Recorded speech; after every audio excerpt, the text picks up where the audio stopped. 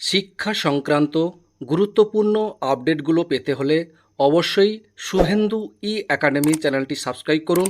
পাশে থাকা bell আইকনটিতে click করে ভিডিওটি বেশি বেশি করে শেয়ার করুন। নমস্কার, আমি শুভেন্দু। আমার ছোট্ট চ্যানেলে আপনাকে স্বাগত।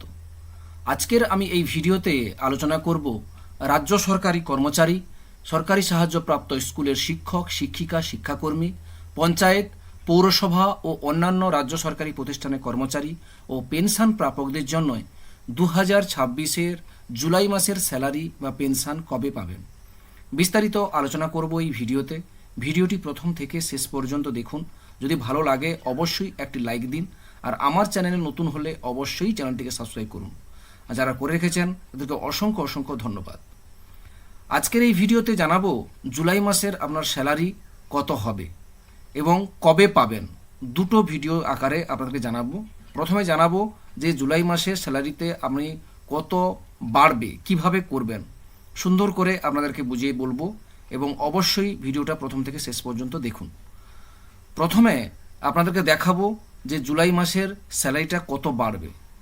চলুন জেনে নেওয়া যাক। জুলাই মাসের স্যালারি আপনার কত হবে তা জানার জন্য অবশ্যই জুন মাসের বেসিকটা আপনাকে জানতে হবে। জুন মাসের বেসিক জানলেই আপনি জুলাই মাসের হিসাবটা পেয়ে যাবেন। দেখুন, এখানে আমি জুন মাসের একটা এক্সাম্পল হিসাবে একটা বেসিক বসাচ্ছি।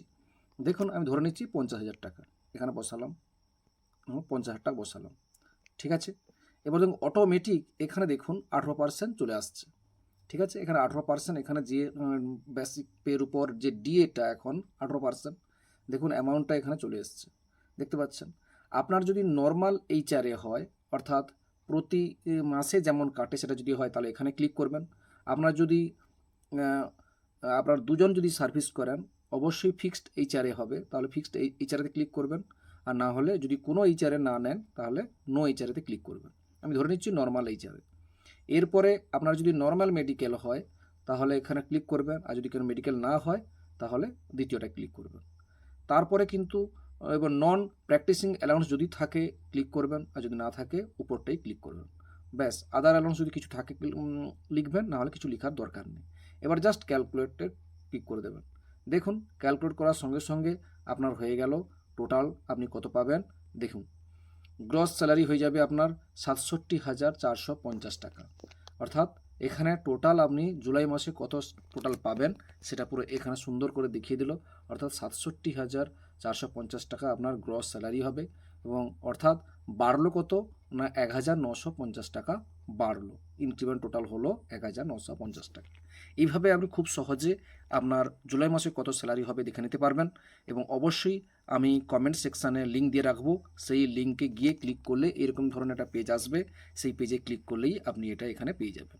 চলুন এরপরে আমরা দেখে নেব। এরপরে আমরা জানবো জুলাই মাসের স্যালারি বা পেনশন কোন দিন অ্যাকাউন্টে ক্রেডিট হবে।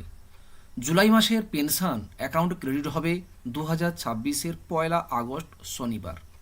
2026-এর 1 আগস্ট শনিবার জুলাই মাসের পেনশন অ্যাকাউন্টে কিন্তু ক্রেডিট হয়ে যাবে। এরপরে আমরা জানব জুলাই মাসের ওয়েজেস, অনারনিয়াম, রেমুনারেশন, স্টাইপেন্ড অ্যাকাউন্টে ক্রেডিট হবে 2026-এর 1 আগস্ট শনিবার। 2026-এর 1 আগস্ট শনিবার জুলাই মাসের ওয়েজেস, অনারনিয়াম, রেমুনারেশন, স্টাইপেন্ড কিন্তু অ্যাকাউন্টে ক্রেডিট হয়ে যাবে। এরপরে আমরা জানব পঞ্চায়েত, মিউনিসিপ্যালিটি, কর্পোরেশন, লাইব্রেরি কর্মচারীদের ক্ষেত্রে স্যালারি অ্যাকাউন্টে ক্রেডিট হবে 2026-এর 31 জুলাই শুক্রবার।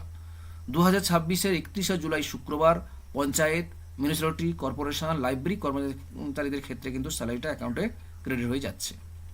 এরপরে আমরা জানব রাজ্য সরকারি কর্মচারীদের ক্ষেত্রে স্যালারি অ্যাকাউন্টে ক্রেডিট হবে 2026-এর 30 জুলাই বৃহস্পতিবার। 2026-এর 30 জুলাই বৃহস্পতিবার রাজ্য সরকারি কর্মচারীদের ক্ষেত্রে কিন্তু স্যালারিটা অ্যাকাউন্টে ক্রেডিট হয়ে যাচ্ছে। এরপরে আমরা জানব রাজ্যের সমস্ত শিক্ষক, শিক্ষিকা, শিক্ষাকর্মীদের ক্ষেত্রে 2026-এর স্যালারি ক্রেডিট হবে 31 জুলাই শুক্রবার। 2026-এর 31 জুলাই শুক্রবার রাজ্যের সমস্ত শিক্ষক, শিক্ষিকা, শিক্ষাকর্মীদের ক্ষেত্রে কিন্তু স্যালারিটা অ্যাকাউন্টে ক্রেডিট হয়ে যাবে। যাই হোক, ভিডিওটি যদি আপনাদের একটু ভালো লেগে থাকে অবশ্যই লাইক করবেন, অবশ্যই চ্যানেলটিকে সাবস্ক্রাইব করবেন এবং অবশ্যই কমেন্ট করে জানাবেন আপনারা কোন জায়গা থেকে দেখছেন।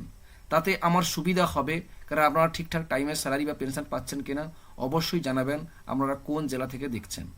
যদি ঠিকঠাক টাইমে পান সেটাও অবশ্যই জানাবেন।